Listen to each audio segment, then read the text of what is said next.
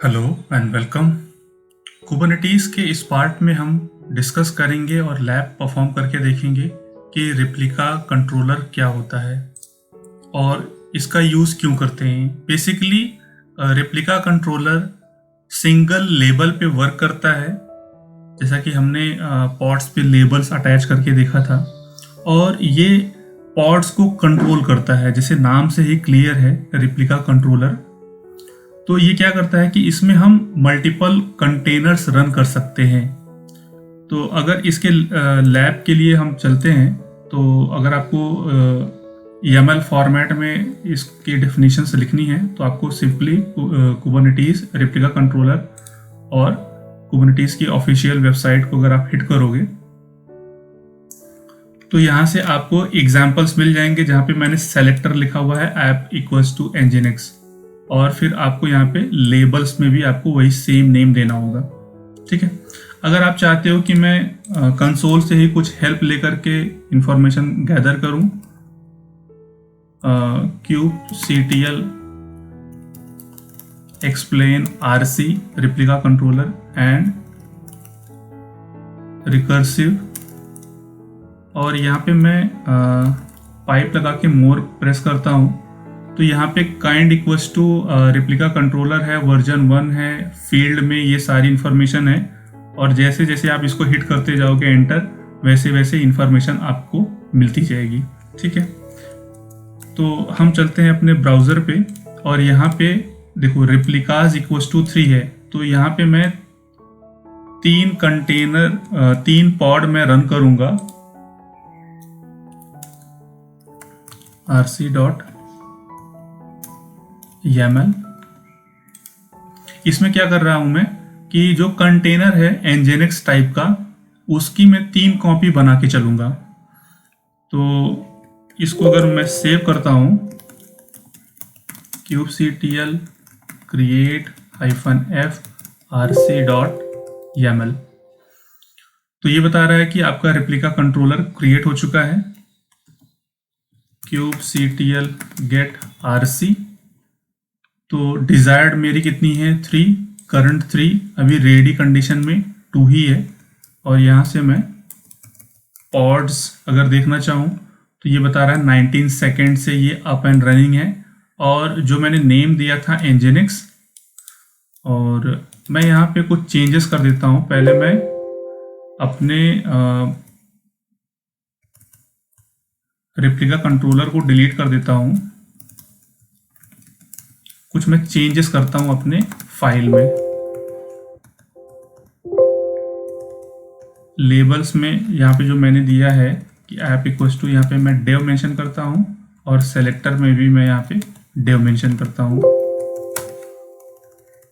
अब मैं अपने रेप्लिका कंट्रोलर को फिर से क्रिएट कर रहा हूँ, गेट पॉड्स। तो यहाँ पे जो नेम देखिए, कुछ तो डिलीट हो रहे हैं, ये तो पुराना है। अभी जो हमने क्रिएट किया हुआ है, यहाँ पे आप 5 सेकेंड्स देख सकते हो।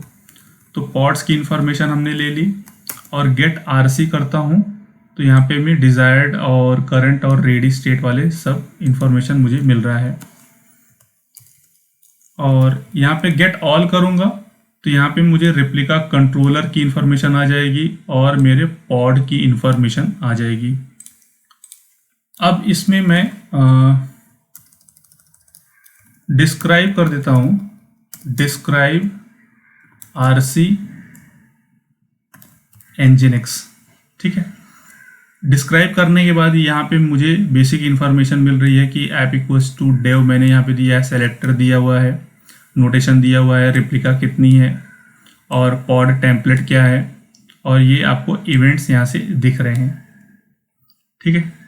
और अगर मुझे किसी पॉड की इंफॉर्मेशन गैदर करनी रहेगी, अगर मुझे चेक करना है कि कौन, मान लो कि मैंने मल्टीपल रेप्लिका कंट्रोलर यहाँ पे रन किए हैं और उसमें मल्टीपल रेप्लिका है, तो इसका मतलब है कि मल्टीपल पॉड्स भी रनिंग होंगे। अगर मुझे पर्टिकुलर पॉड को चेक करना है कि ये कौन से रेप्लिका कंट्रोलर इसको हैंडल कर रहा है, kubectl डिस्क्राइब पॉड्स, और मैं कोई भी पॉड यहाँ से एक्सेस कर लेता हूँ। ठीक है, तो ये हमारा इवेंट्स हो गया पॉड का, ये वॉल्यूम हो गया। नोट सेलेक्टर में मैंने कुछ भी नहीं दिया है, बट यहाँ पे अगर थोड़ा सा आप स्क्रॉल अप करके आते हो तो ये मैंने डिस्क्राइब किया है, ये बेसिक इन्फॉर्मेशन आपको यहाँ से मिल रही है। बट यहाँ पे आप देखो कंट्रोल्ड बाय रेप्लिका कंट्रोलर एनजिनिक्स, ये तो रेप्लिका कंट्रोलर का नाम मैंने दिया था इसलिए एनजिनिक्स दिखा रहा है, आप चेंज भी कर सकते हो। तो यहाँ पे ये रेप्लिका कंट्रोलर का नाम बता रहा है कि ये इसको कंट्रोल कौन कर रहा है। ठीक है, आगे चलते हैं।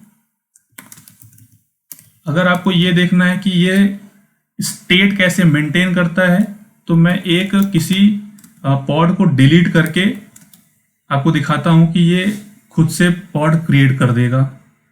तो kubectl डिलीट पॉड्स, और यहाँ पे मैं कोई एक पॉड को डिलीट कर देता हूं।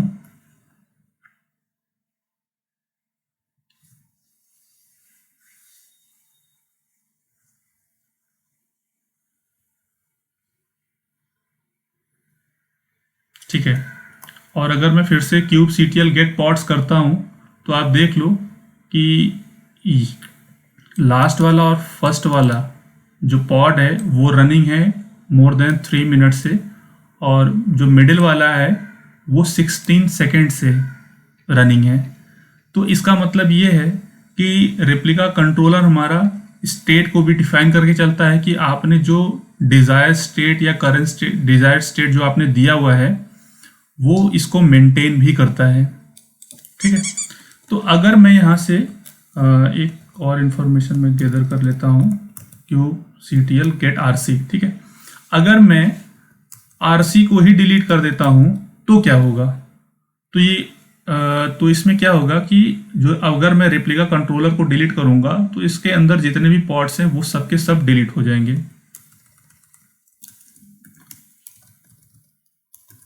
डिलीट rc, और यहाँ पे मैं rc का नाम ये डिलीटेड। गेट ऑल करूंगा तो आप देख लो इसके अंदर के जितने भी पॉड्स हैं वो सब टर्मिनेट हो रहे हैं। तो ये टर्मिनेट हो जाता है, तो मैं एक बार फिर से rc क्रिएट करूंगा।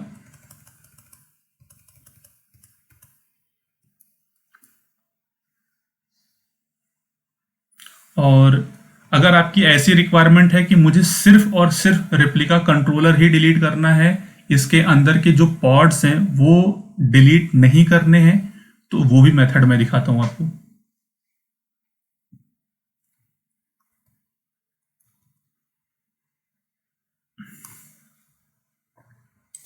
ठीक है, जो हमारे पॉड्स थे वो सब डिलीट हो चुके हैं। अगर मैं गेट ऑल करता हूं तो कोई इन्फॉर्मेशन नहीं है, तो मैं फिर से अपने rc को क्रिएट कर लेता हूं, rc.yaml।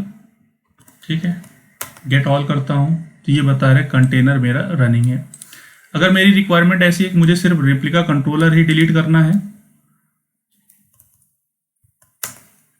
ठीक है, पॉड्स हमारे रनिंग हैं, तो यहाँ पे एक पैरामीटर पास करूंगा मैं, kubectl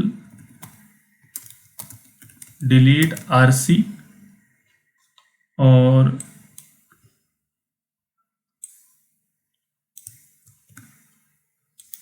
यहाँ पे hyphen cascade equals to false, और मेरे रेप्लिका कंट्रोलर का नाम क्या है, एनजिनिक्स। तो ये बता रहा है cascade equals to false is डिप्रिकेटेड।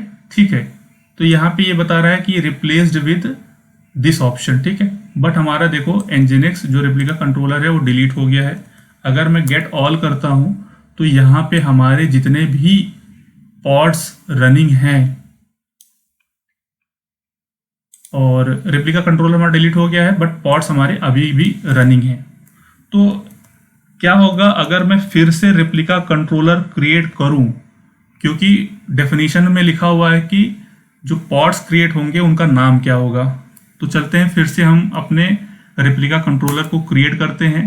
Replica controller तो क्रिएट हो गया बट कोई नए पॉड नहीं क्रिएट हो रहे हैं, क्योंकि जो इसके अंदर लेबल्स लगे हुए हैं ऐप इक्वल्स टू डेव, उसकी वजह से रिप्लिका कंट्रोलर ने इन सब को एक्सेप्ट कर लिया। इसलिए मैंने बोला था स्टार्टिंग में कि रिप्लिका कंट्रोलर हम जो लेबल्स देते हैं सेलेक्टर, उसके ऊपर वर्क करता है। वो चेक करता है कि अगर कोई पहले से रनिंग पॉड्स हैं जिनके ऊपर कुछ लेबल्स लगे होंगे, अगर वो सेम लेबल मैच करते हैं रिप्लिका कंट्रोलर की जो डेफिनेशन फाइल YAML फाइल है, तो वो नए नहीं क्रिएट करेगा, उन सबको अपने अंदर उनको ऑक्यूपाई कर लेगा और खुद से उनको कंट्रोल करना स्टार्ट कर देगा। तो ये ब्यूटी है रिप्लिका कंट्रोलर की। तो इसमें आई थिंक अभी कुछ नहीं बचा है, एक बार मैं फिर से वेरीफाई कर लेता हूँ। हाँ, इसमें एक चीज़ और बची है जो मैं दिखाना चाहता था। तो ठीक है, यहाँ से मैं गेट ऑल करता हूँ और गेट ऑल करके यहाँ पे मैं शो लेबल्स करता हूँ। तो यहाँ पे ऐप इक्वल्स टू डेव है, ठीक है। अगर मैं यहाँ से किसी भी पॉड को से अगर मैं लेबल्स रिमूव करता हूँ तो क्या होता है, kubectl लेबल्स पॉड्स, और यहाँ पे मैं अगर ये इसका पॉड अगर मैं निकाल देता, इस पॉड से अगर मैं ऐप यहाँ से माइनस कर देता हूँ,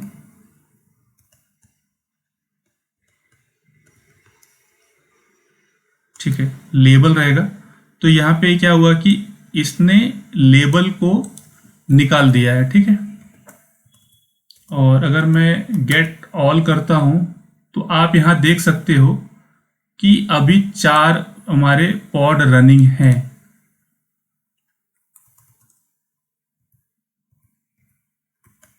शो लेबल्स करता हूं तो यहाँ पे आप देख लो 3 ऐसे पॉड हैं जिन पे लेबल लगा हुआ है app equals to dev, but एक जो पॉड हमारा है जिस पे हमने लेबल निकाल दिया है वो इंडिविजुअली रन कर रहा है। अभी रिप्लिका कंट्रोलर इसको हैंडल नहीं कर रहा है।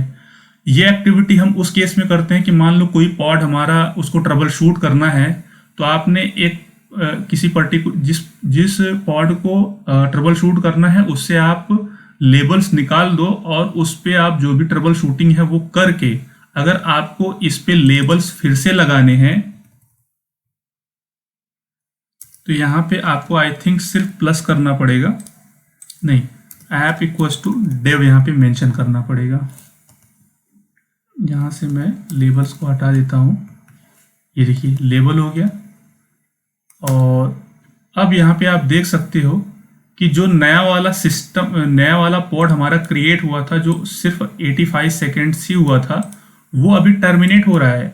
जो हमारे पुराने वाले लेबल्स लगे हुए थे, पुराना वाला पॉड था, अभी उस पर मैंने लेबल फिर से लगा दिया तो वो क्लस्टर में फिर से आ गया। तो ये ब्यूटी है रिप्लिका कंट्रोलर की। इसमें रिप्लिका कंट्रोलर बेसिकली अगर मैं एक सिंपल वर्ड में कहूँ तो ये एक लेबल पे वर्क करता है। अगर लेबल उसको डेफिनेशन फाइल में मिल जाती है कि आपने क्या लेबल दिया हुआ है तो उसको ही वो कंट्रोल करता है। तो अब चलते हैं अपने लास्ट पार्ट पे कि मुझे सब कुछ डिलीट करना है। kubectl डिलीट rc और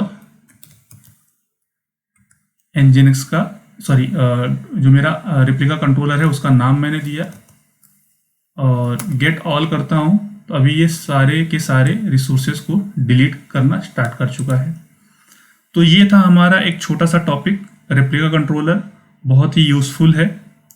अब आपको डिसाइड करना है कि आपको रिप्लिका कंट्रोलर यूज़ करना है या रिप्लिका सेट। अभी रिप्लिका सेट आने वाला है तो रिप्लिका सेट या फिर डिप्लॉयमेंट सर्विसेज, बहुत सारी सर्विसेज हैं। 1 बाय 1 हम उसके लैब्स देखेंगे और ये भी चेक करेंगे कि कितनी पॉसिबिलिटीज़ है वो लैब करने की, ठीक है। तो इस वीडियो में फ़िलहाल इतना ही। Thanks for watching.